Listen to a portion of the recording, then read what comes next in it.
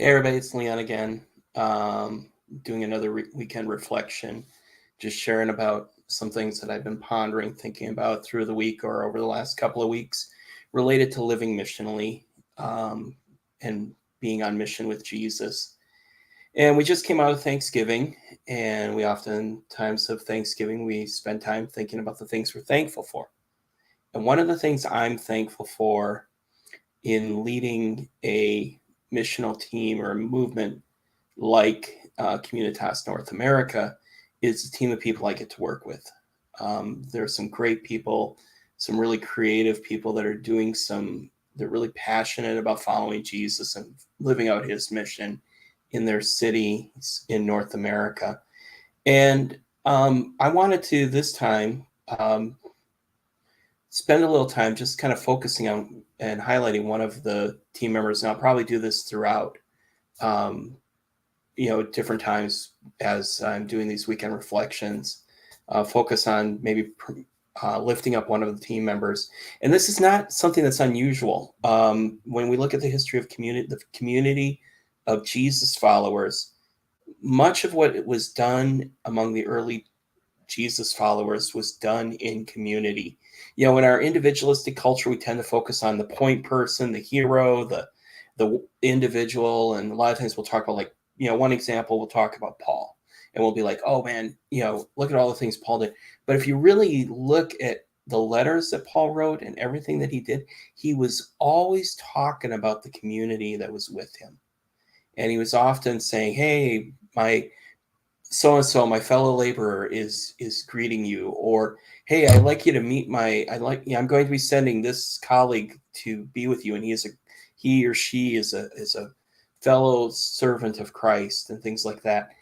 And he was always focusing on the team, and it wasn't this individualistic thing with him. And so that's kind of why I wanted to take a little time this Thanksgiving weekend, highlight one of the people that I am thankful that I get to work with. I'll just kind of put up a picture here. This is Kelsey Patterson and her husband John and their little girl Luna, who's just over a year old now.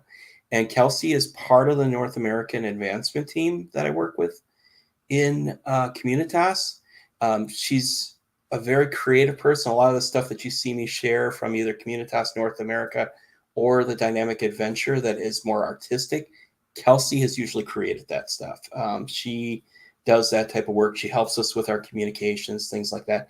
But she also does some really great work in Memphis, in the city of Memphis where they live, in empowering women. And I think that's one thing that I'm really excited about, seeing the work that she is doing, using her creativity and her hunger for Christ and her desire to follow Jesus, and using her artistic gifts to empower women who sometimes often are feeling maybe like they're outsiders, that she will raise up others, women that are vulnerable, to see themselves in new ways through doing these spirituality and art gatherings in her house, focused on empowering women. And she actually, in a recent newsletter, I just want to read what happened there. This kind of just gives an image here of what she does.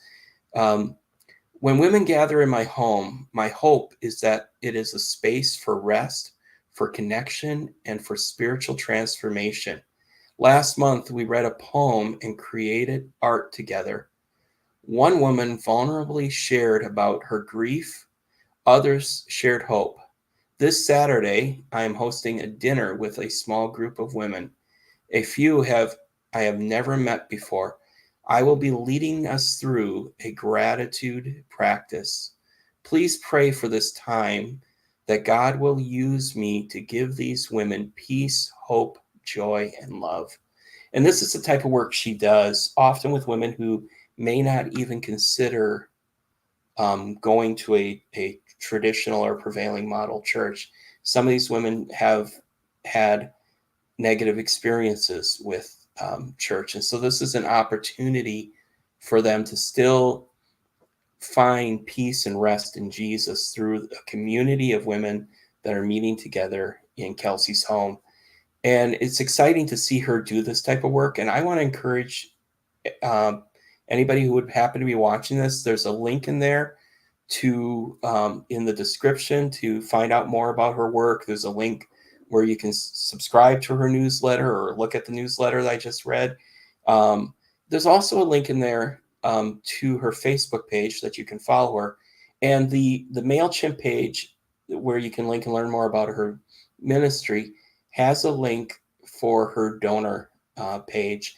She has a goal right now to raise about $4,000 to help bolster her budget in the work that she's doing there in Memphis with the women, and that this will help her go into next year with a more secure position in doing that work and a more stable position in doing that work.